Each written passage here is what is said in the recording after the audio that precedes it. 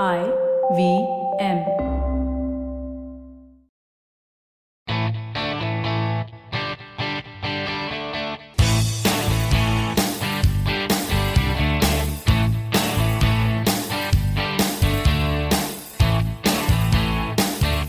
Hello and welcome to a brand new episode of the Musafir Stories, India's very own travel podcast, where each week we share the journey of travelers in their own words and relive their experiences with you, our listeners.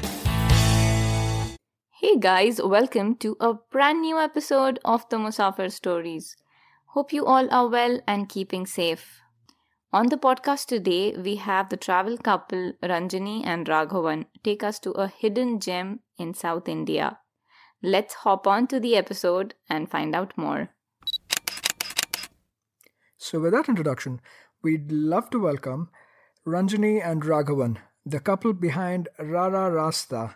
Guys, thank you so much for being on the Musafir Stories and welcome to the podcast. Hey, thank you. Thank you so much. Thank you, Saif. Thank you for calling us. Thank you so much, Ranjani. And yes, glad to have you on the podcast. Like I said, even before we were chatting up, that we'd been meaning to have you on the podcast for a little bit. So it's really, really our pleasure to have you on now. But for the sake of our listeners, the introduction that I gave was very, very brief about what you two do. And also a very unique name you have that you use for all your social media handles, Rararaasta. So can you please introduce yourselves and also tell us a little bit more about your name and your travels? Okay, so to start off, this is Raghavan here. So I'm one half of Rararaasta. So we travel, but we don't do this full time. So I work in Mumbai. I work as an investment analyst. A very boring job to explain, but yeah, basically in the financial markets. So that's my day job. So other than this, I do music reviews. I'm a passionate music listener. It's a space that I have probably discovered that doesn't get covered quite well in India, especially with the independent music scene becoming quite big here. So that's something I do. So yeah. Hi, guys. So this is Ranjani, and so I work at a startup called the Story Co. Mostly, most of my time is spent managing Rararaasta. I'm the one who plans the trips, comes out with writes about the trips and everything else. Raghavan is the man behind the camera and easing out the travel by speaking to the locals and being a little experimental with the food and stuff like that. So that's us. But how the name came up, that's something that Raghav should answer because he's the one who came up with the name. Okay. Yeah, I am a little bit more always experimental even with wordplay. I like my sense of humor. I'm not sure Ranjani does, but it's more of wordplay and limericks and stuff like that. So we basically went to a movie called La La Land a couple of years ago. I think it was a big hit. So we got inspired from that. So our names begin with Ra, and so we thought something like La La Land would sound nice. So we thought Rara.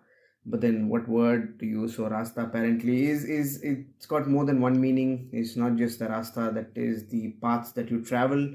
It's it could mean the path of life that you take or anything like that. So it's much beyond travel. It's the way of life and our journey together in that.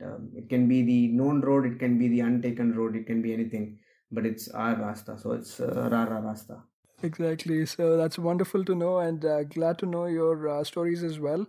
Now, one of the traditions we have at the Musafir Stories is that whenever we have guests, we request you folks to take us on a journey, take us and our listeners on a journey together with you.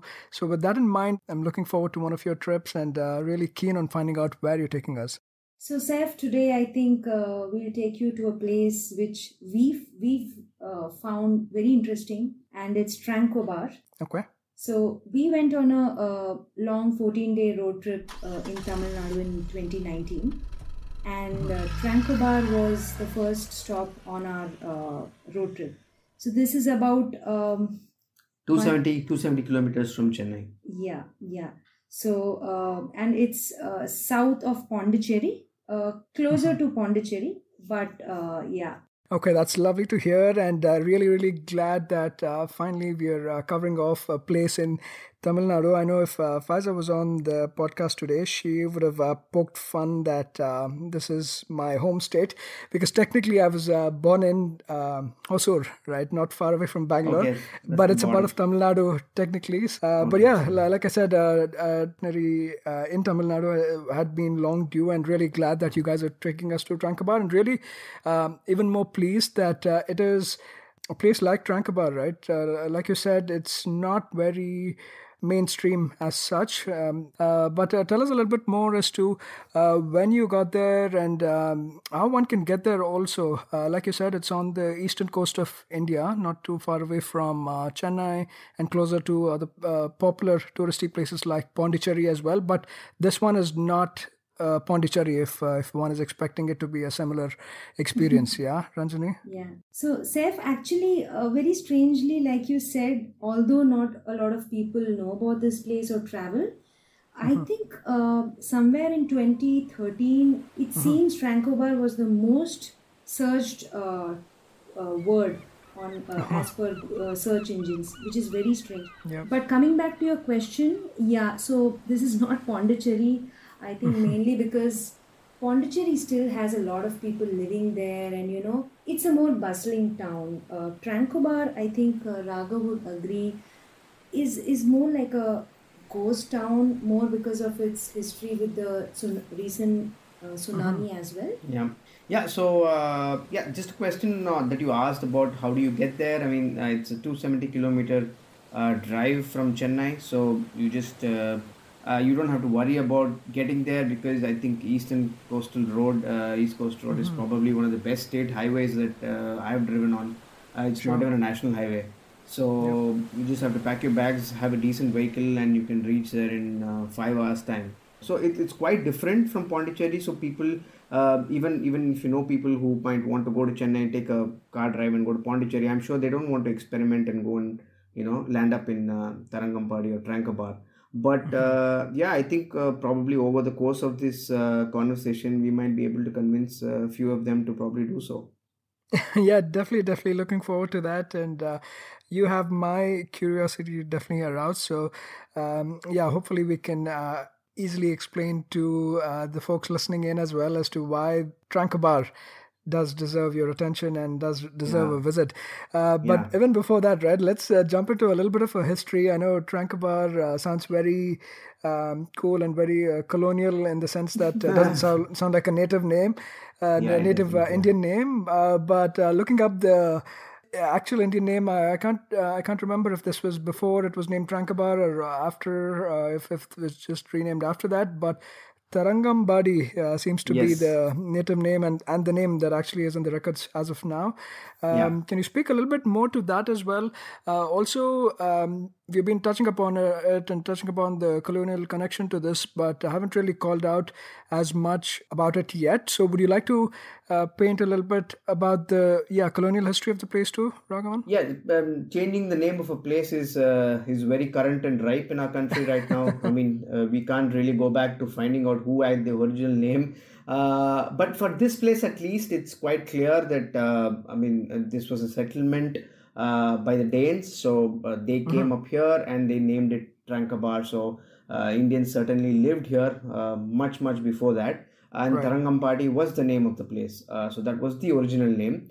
Okay. It's a beautiful name for native speakers of Tamil. They can understand that the Tharangambadi word can be broken down into Tharangam and Padi, and Tharangam is just a word for waves, and Padi is just mean a song or singing. So it's just the calmness of the place is such that you can just keep quiet and then hear the singing of the waves, the music of the waves. So that's why it was called Tharangambadi. And naturally, when the Danes came here, they wanted an easier name to pronounce, and probably they named Right. it Tranquebar. It's known by both names with equal, repute right now. But yeah, going back to history, exactly around I think 400 years ago Right. is when the Danes arrived, and interestingly, they had apparently tried to invade and reach the shores of Sri Lanka, Right. but they couldn't make too much of a headway there in commerce, or there wasn't a lot of treaties that could be formed with them. and this is very close to the shores of Sri Lanka, and probably they just found their way up, and they came to this place called Tharangambadi, and apparently they could convince the local king, the Nayak, the ruler of the Tanjavur area of the district, and apparently it was bought for a very small price. I can't remember the value of Tharangambadi at that time. But yeah, so that's how they came about buying the piece of land, and yeah, they've been they were there for almost 200 years, or something like that, and they ruled the place. So the Danes, when they came and they built this fort, which is I think the most popular place currently in Tranquebar, this fort was actually the second largest after the main fort in Denmark itself. Yeah. So they have only one settlement in all of India. I mean, you know, the English have been here, the Portuguese were here. But this is a huge part of their history. I mean, we can talk about that as we go through the conversation. It's not like we are just talking about this. I think the Danes back in Denmark are very proud of the place called Tranquebar, and it's in their history books as well. So, that's talking about the history of Tranquebar and Tharangambadi. Yeah, and yeah, I think after the Danes, it was obviously taken over by the British India Company, and you can see the change that happened in the town itself, from the Danish to the British styles and things like that. Yeah, very, very interesting, and thank you for calling out all of those interesting little tidbits. And apparently it was for a princely amount of rupees 3,111 per year that this place was leased out to the Danish or the Danish East India Company, right? Very similar to and on the lines of the British, I believe. And the rest is history for the 225 years from 1620 to 1845 until it was sold to the British East India Company, or the British, the government at that time, right? So let's go through that and find out more, and also how the Danish have actually contributed, not just while they were ruling, even after that, right? Some important tidbits. So from your experience, right, let's start and dive into this and talk a little bit more. But tell us how your experience was and how you got here. So Chennai coast is very popular for surfing, right? So the moment you leave Chennai and you're on the East Coast Road, one must, spend some time on the surfing cafes, and you can see people actively surfing. That's an experience that you can have. Yeah. And then just before Tranquebar, there is a place called Pichavaram, which is also pretty interesting. We made a stop there. So Pichavaram is apparently the world's second largest mangrove. And of course, the world's first largest mangrove also is in India, the Sundarbans. But Pichavaram isn't that popular, and when we went there and we wanted to take a boat ride, there were hardly anybody there. But when we were more interested in that place because while we travel, we also look out for, places where movies are shot. And I mean, Raghavan is a big movie buff and fan. So we try and revisit places where certain scenes from movies that we have seen have been shot and stuff like that. So Pichavaram, we heard the movie Dasavathaaram was shot there, and many other Tamil movies. But the more interesting story that we got to hear in Pichavaram was that of the tsunami.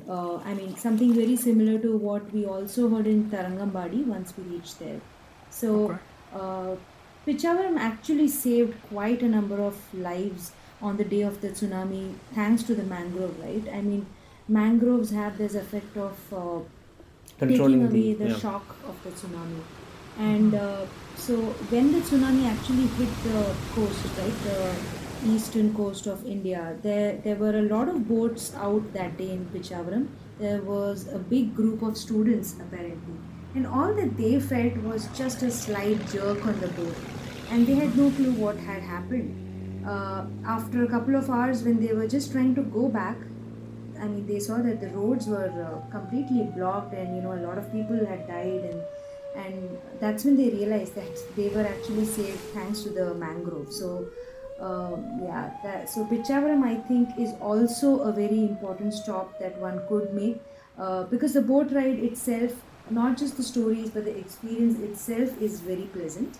Yeah, I think it's really interesting that you call that out. And goes back to show the importance of conserving and preserving such natural habitats also, right? Yeah, absolutely. They actually support quite the ecosystem, not just of the marine life, but even for humans, like from natural disasters like this, right? High tidal waves, and in cases, extreme cases, even the tsunamis. So, yeah, this is not unheard of even for other places. But yeah, it's great that you've called out, and definitely for movie buffs as well, another added reason to check out Pichavaram. How far away from Tranquebar would this be? Probably Ranjani? just an hour. Okay. Yeah, an hour away from before you reach I mean, Tharangambadi. north of Tharangambadi, it's immediately after Pondicherry. So I think Pondicherry is just about 30 minutes from Pichavaram. So. Okay, very interesting. So an easy pit stop if you're choosing an itinerary that covers off Pondicherry first and then en route to Tranquebar. So definitely make sure to take a boat ride in the mangrove. It's an experience in itself. If you've tried it in other places, you'll definitely appreciate and enjoy this experience. So I'm assuming the next stop for you folks after Pichavaram was Tranquebar in that case? Yes. Yeah, correct. Yes. Although we actually started from Chennai by 6:37, by the time we reached Tharangambadi, it was almost 4. So, of course, because we took stops, and when you're on a road trip, you take more stops, right? So, yeah. So by the time it was 4, so we were just in time to spend some evening on the beach, and yeah. On that particular day, we didn't have much. We were just a little bit tired, so we just had a look at the beach, and we were just staying at this place, which is the bungalow on the beach. That's the only property probably that's worth mentioning, and that gets written about all over social media on the internet. So that's where we stayed, and they have a beautiful setup where it's right on the beach, and unlike parts of Chennai in the Marina Beach, where the distance between the shore and the actual the land is not too much here, so it's probably just about 50 to 60 meters, and so you can really like have a balcony set up there, and then you're viewing into the beach. And so we just got out in the evening, and Seth, I think the day we reached Tranquebar was a Sunday. So it was a bit crowded than usual. The Sunday evening, you can also expect people to come here from the neighboring villages and towns, right? So we just thought of letting that evening go slow. So we were just walking around the beach, and although when we say sunset, it's not. I mean, we are on the eastern coast, right? Yeah. So when it's very beautiful to see the sun's rays falling on the fort actually, and viewing it from the beach. It's just nice to spend hours there actually. Yeah. And of course, we did have time to visit the museum, in fact, because I think Mondays a lot of places are closed in Tharangambadi. And because we were here only for a Sunday evening and Monday, we thought why not visit the museum on the evening itself. Yeah. So the museum is open until 6 p.m. every day. And it's not like, other places where it's very strict and, you have to follow the time. There's a girl there who's very friendly. And if you're really keen, she'll let you in. And she actually goes on to show you every piece that the museum has and takes you on a tour, talks to you and stuff like that. Yeah. And that's where actually we came across the first impressions of how important this place is for the Danes. So I think 2019 was the time when... Yeah, 2020. So they came to Tharangambadi in 1620. So it was 2020 that would have completed 400 years. So I think 2019, somewhere in October or November, probably they were having these 400th year celebrations. So a lot of the Danes may be descendants of people who came here, and they naturally know their ancestry quite well.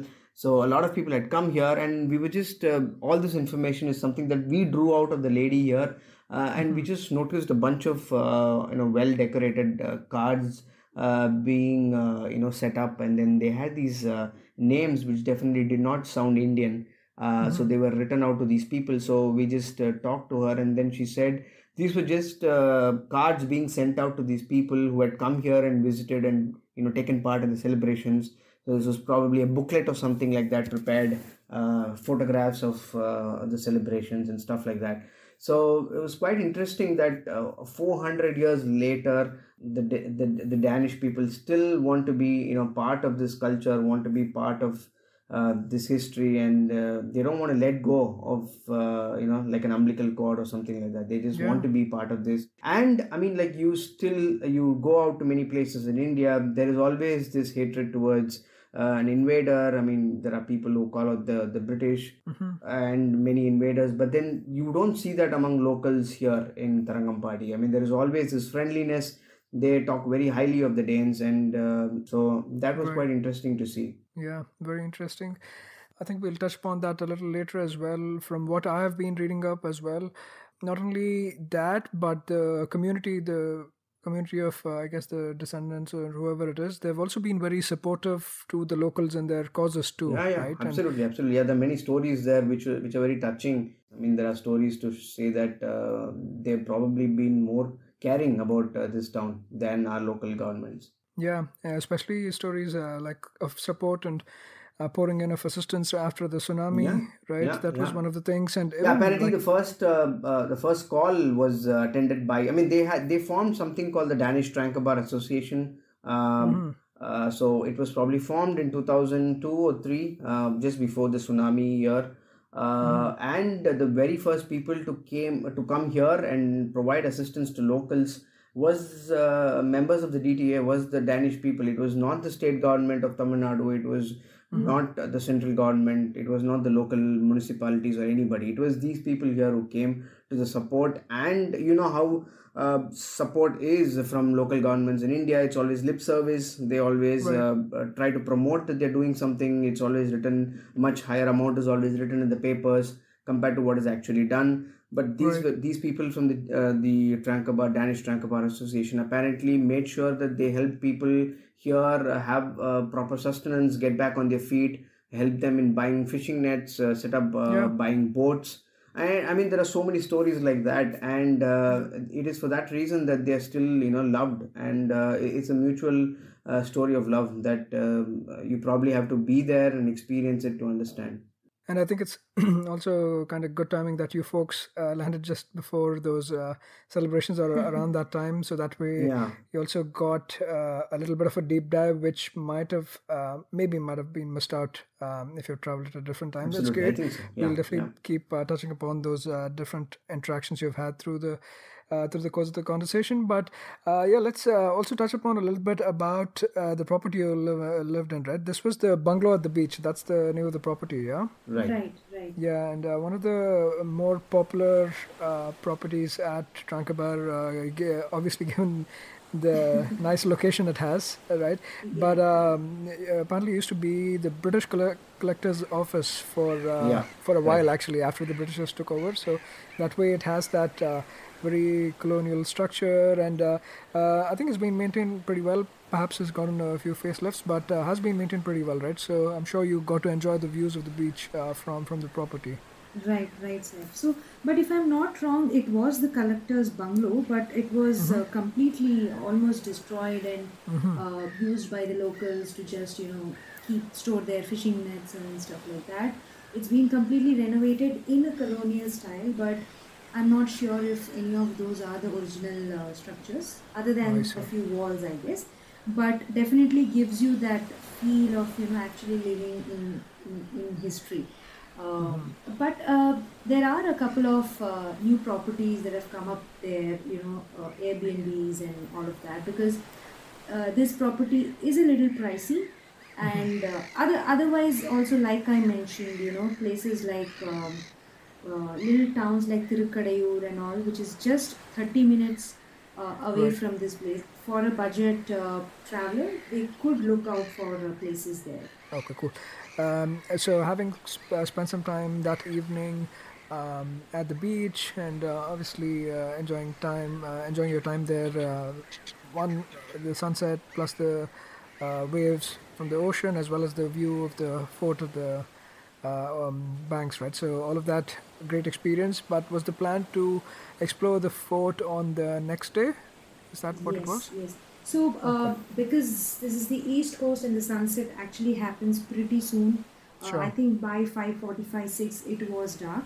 The good thing is when you stay at a property like the Neemrana, I mean, there was a pool, so we spent some time swimming and having a quiet dinner and stuff like that. And we kept most of the other things for the next day. But when I say most of the things, Tranquebar is not like Pondicherry. It doesn't have a lot of streets or a lot of things to do.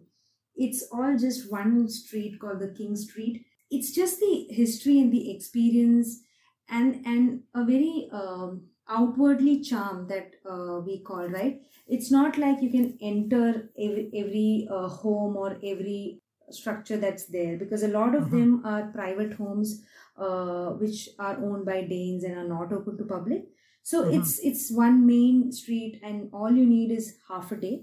But we definitely recommend you to stay at least for 2 days so that you can, experience that place and do it slowly. Yeah. Yeah, definitely. Probably a weekend itinerary would be ideal, but if you'd like to mix it up with a longer itinerary, perhaps include this with an itinerary that you would have of, say, Pichavaram and Pondicherry and things like that, right?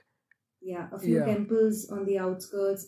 And also there is a very, very ancient dargah called the Nagore Dargah, which is about 40 minutes south of this. Even that's a very popular place. So you can mix up a lot of these places if you have the time, but I think one whole day would be ideal for Tranquebar if you do not want to spend money on staying in the place, that is. Yeah. Wonderful. So let's start off and jump in by addressing, let's say, the elephant in the room, right? Because the fort at Tranquebar is one of the key, I guess, points of interest, as well as just in terms of the look at. Obviously, it's not as huge as, say some of the forts you'd find in Rajasthan and a few other places in India. But again, it has that charm, and given that it's a little sleepy village, almost like a fisherman's town of sorts, this fort really stands out and sticks out, right? So can you talk a little bit more about the fort itself and your experience visiting the fort? Yeah, definitely. So like you said rightly, it is a very small fort because you can see the entire fort in one glance, and that's not the case with most forts, right?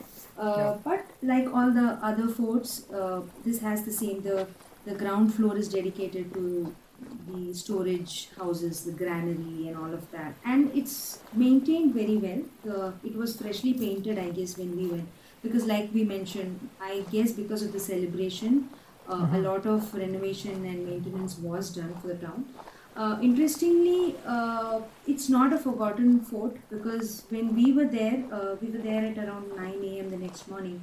There was a huge crowd of school kids who came, and these kids were really, really young. They must be from second, third standard. But because they were local kids, I guess it matters to them, right? Yeah. This place and this fort is part of their. I'm sure it's not taught in the school syllabus, but it's important for them as a historical lesson.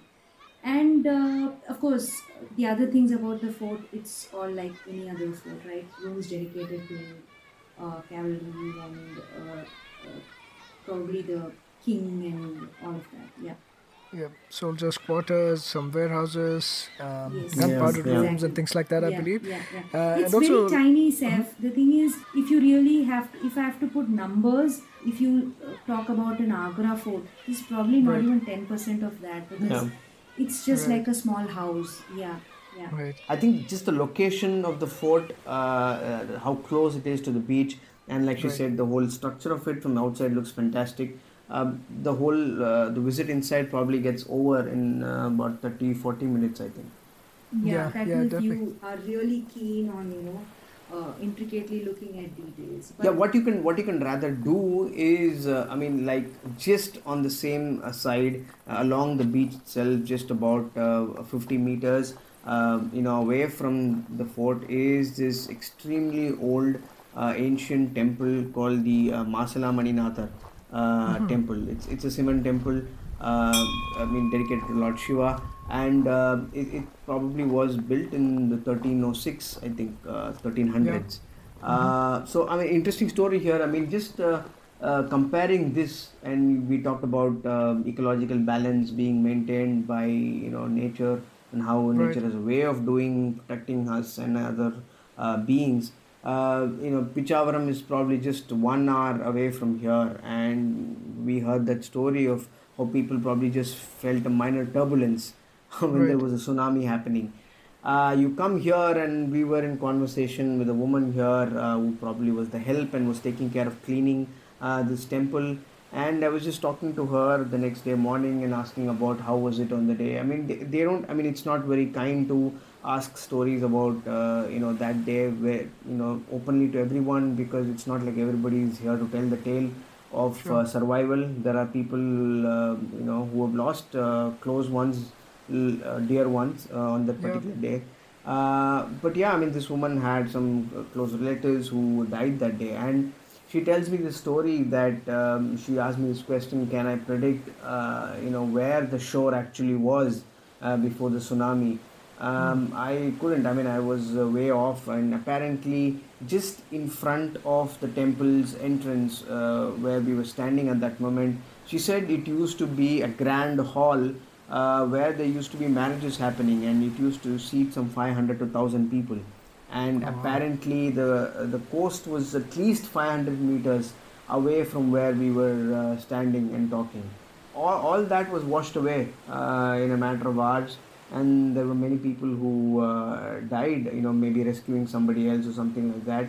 And you know how it is, people do believe that it was probably the temple and Masalamani Nadar himself who probably protected any further damage, and that's why Right. whatever damage happened was only till the edge of this particular temple, and Right. nothing further was lost. But to imagine that just 1 hour away nothing happened, and then here because of our fondness to keep exploring and destroying nature's gifts, we Right. probably faced the brunt of it. So it was an interesting story to hear, and people In are just fact, Saif, on Google Maps you can still see a street marked, but it's actually inside the sea. yeah. Oh, wow. That's the street that led to the temple, and I think on low tide days you can see parts of the ruins, right? Yeah, some really heart-wrenching stories as well, and this is one of the oldest structures, surviving structures in the temple, right? The Masli Yeah. Nathan temple that you Yeah. mentioned. That's one of the oldest surviving structures from 1306. Right. Yeah, some really interesting experiences, and all of this is again not too far away from each other, right? Just about 50 meters from the fort, like you said. Yeah, if you just stand in one place and move your eyes around, you can see all of them in one go. So, if somebody has to really visualize this place, when you enter Tharangambadi, of course, Tharangambadi is a big village outside, and all that we are talking about right now is the Danish part of that Right. village. So, when you enter, there's this arch which was built, I think, in 1700s. Yeah. So, the Right. moment you enter that arch, that's the King Street. So, that's what is the Danish town that we call now, right?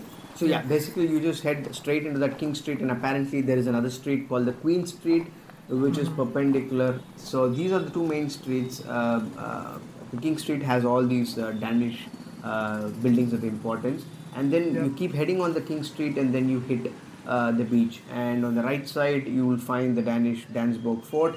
On the left hand side you will find the governor's building. You will find the Neemrana property, and even further on the left you will find this Masala Maninatha temple. Yeah, it's pretty simple, and that's why we Yeah. thought half a day and the next day should be good enough to cover everything. Definitely, that's the land porten or the town gate, I think, that you referred to at the beginning, right? Where you kind of basically enter into King Street from there. Yeah. Really, really interesting. And a couple of other places that, if you have time, you could definitely check out besides the ones that Raghavan just called out, was also some interesting churches, right? I see there's a Zion Church and also a New Jerusalem Church, Yeah. also on King Street, I believe. So those are Yeah. something. So, Saif, I think one should definitely talk about the New Jerusalem Church and all of that, because that apparently was the first Protestant church of India. So there was a German who came to Tranquebar first, I think Zegenbach. Bartholomew Ziegenbach. I mean, you type Tranquebar and this is the only name you get to know. And I think basically this guy was like a god to the people here. And I don't think you can separate Tranquebar and Ziegenbach from each other.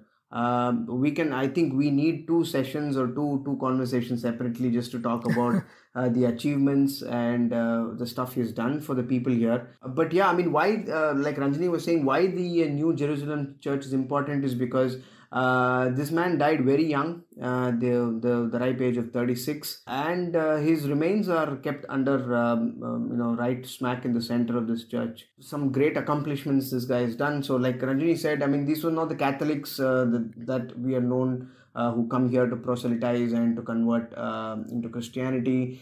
These were the first Protestants to come to India. And they were loggerheads with the Catholics in the nearby villages. But the man here, though, did come to proselytize and bring about Christianity. He did end up achieving much more than that. I can't talk about all the firsts that he has achieved. It will take a long time. But just to give a few snippets of some things are that I think the very first printing press in India came about under his tutelage. I mean, it was him, he alone who brought that and made it happen. It is in Tranquebar. Yeah, and the printing press is still there. It's not functional, of course, and that's why I think Tamil was the first language to be coming out on a print format. So the first printing press, the first paper mill in India was established by him. The very first school for girls was established by this man. I mean, there are too many firsts. I mean, what you have to do is just as you walk, just before you reach the beach, there is this junction, right? And on the left-hand side is the Zion Church, and then just opposite that you find a structure of this man, not just an effigy, it's a big statue. And all these things are written there, inscripted as to what all this man achieved. These are things probably that he was just very, very ambitious to achieve. Can you believe that he learnt the language of Tamil as well? He was very, very ardent in learning it, and he was the first person to get the Bible, translated in Tamil. And there are a couple of universities back in Germany where he probably made it mandatory for people to learn Tamil because he was so fond of the language. So there are a lot of achievements. I mean, he was completely against a lot of the local discrepancies and the local discriminations that were happening. He was quite bold about the practices of casteism and everything. He was a great man, and that's why you need to visit this place just to know about it. And we couldn't, unfortunately, see the Ziegenbach house. His home is on the parallel street to King Street. One can visit it, but it's open only after 3 p.m. The school that Raghav mentioned is actually inside that campus. I guess that's the reason it's closed in the mornings. If you go there, you can still see the printing press as well. Definitely. I think given even the few things that you have stated, a lot of work that Ziegenbalg has put into this, and it's only fitting that he's actually adored so much. And another thing that goes to show is that he wasn't even Danish, right? What are you saying? He was a German missionary, right? So that also kind of speaks to it, that how people coexisted back in the day. Yeah, exactly. Any other spots that you did stop by or that you probably missed, like the Ziegelbach house that you were saying you call out? Any other spots like that you'd like to call out, guys? I mean, of course, there are a lot of churches. There's Zion Church, and there is the old Jerusalem Church, and there's a cemetery and all of that. But there's a post office on the Queen Street, which apparently was built at the same time at all of these. Of course, it's renovated, but it's a very cute and nice post office. I mean, one can visit that as well. But we met a person actually who was more interesting than all of these places. Okay. A man called M.A. Sultan. So this guy actually sits, he has a stationery shop, and it's right outside the arch that I was talking about. So once you cross the arch, there is a small river. It's said that this is the river that runs right from Chennai, and it's called the Buckingham Canal. I'm not too sure of that. So once you cross that canal, the road kind of like, diverges. And on the right, there's a small stationery shop. And this guy, you just see him standing there and doing his work. So when we went to that shop, initially he was busy, selling scale and pencil and stuff too, because it was a Monday morning and a lot of kids had come to buy all these things, right? The moment we went there and we asked, are you Sultan? We've heard about you and we want to know about Tharangambadi. He went into a trance and, he forgot that he has a shop and he has a business to attend. And he was so passionate. He started telling us all about the story of this place. So apparently he's the man behind most of the renovation and the beautification of this place. He's the one who has provided all the information to Intac, which originally started work on, Tranquebar. So there's a map of Tranquebar which you'll find when you enter the town. That map was made by Sultan. But the sad thing is, so I don't know if you know, Saif, but Tranquebar is the only second beach in the world to be ozone rich. Okay, that's something very rare. And it's something very good. So a lot of ozone present means that you can be out in the sun for as long as you want, right? And Sultan said that, why isn't that being the point of discussion, and we could actually make this place so popular just because of that. So he's trying hard to, make Tranquebar more touristy and popular. I'm not sure how good that is, but yeah, if you really want to know stories about Tranquebar, this is the guy to meet. Yeah, M.A. Sultan. He's written multiple books on it. I think you can find them online, maybe references of the books. He gets referred to in movies. I think a lot of movies that have been shot here, show the map that this guy has cartographed. He's worked in close contact with the Danes in setting up a lot of these things. I think he's still in touch with them. I think anything you want to do in Tharangambadi, I think you need the permission of this guy, and for good reason, because he knows the place well and his heart is at the right place. He was born, I think he studied in one of the schools there. The multicultural, multi-religional help has come to Tharangambadi. I mean, Masalamani Nazar, Zigan Bag and M.A. Sultan, I guess. So, I mean, you need all to save a place, and that's what is happening there. Yeah, absolutely. I think those are some beautiful references you have made as well. And kind of goes to show that even places that are not documented a lot, people like these are going above and beyond their means and resources, right? A lot of times to capture, preserve and conserve as much as possible. And kudos to people like Sultan and even organizations like Intac, right, for that matter. Yeah. And also DTA, right? Not to forget the Danish Tranquebar Association. And probably just a small incident probably that sums up the whole love affair between Danes and the locals of Tharangambadi. Is just, I mean, we were just coming out of the fort and it was quite hot, and we saw this old Danish couple who probably just have come specifically, having come to India. They, I'm sure, did not want to go back before visiting Tranquebar. So I just put out a question to them and said how they were and asked if they loved coming to Tranquebar.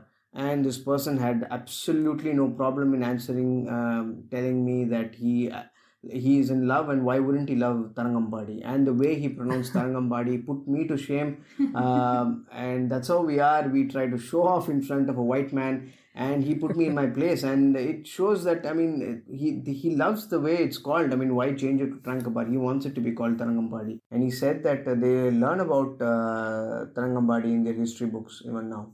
That's beautiful. I think a really, really beautiful story to probably cap off most of your interactions in Tharangambadi. Let me use Tharangambadi now.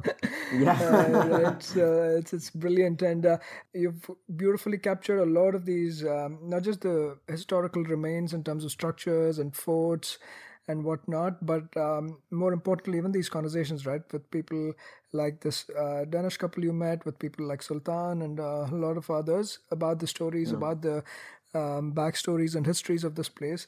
And like Raghavan and Ranjani have also called out, there's a few other places in the vicinity that perhaps if you want to make this a part of a bigger itinerary, places like Chidambaram or Tirukadayur. I'm You got that right, messing yes. up the pronunciation, but very, very significant also from a religious perspective. So you could visit those places, and the Nagore Dargah as well as another one. And Tanjavur also actually has a lot of beautiful places, right? Especially temples. Yeah, I think Velankani is also not too far. It is a very famous church or cathedral. I'm not sure. It's a cathedral, I think. The Nagore Dargah also. It's not just a place where Muslims go to. A lot of Hindus go and visit the place.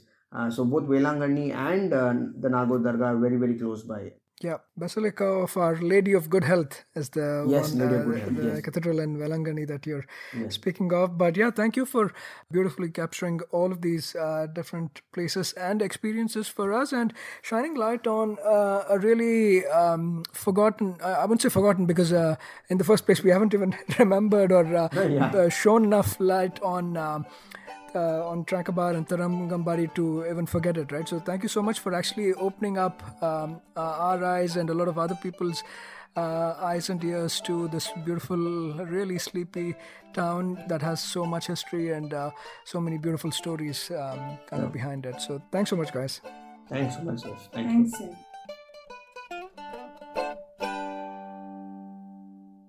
That was yet another great episode of the Musafir Stories. If you guys like the show, please subscribe to us on iTunes or Apple Podcasts, Savan, Pocket Casts, Castbox, Stitcher, or any other podcasting app available on iOS or Android. Please do leave us a review on iTunes. It goes a long way in the show's discoverability. You can also follow us on Facebook, Twitter, or Instagram. We go by the handle The Musafir Stories.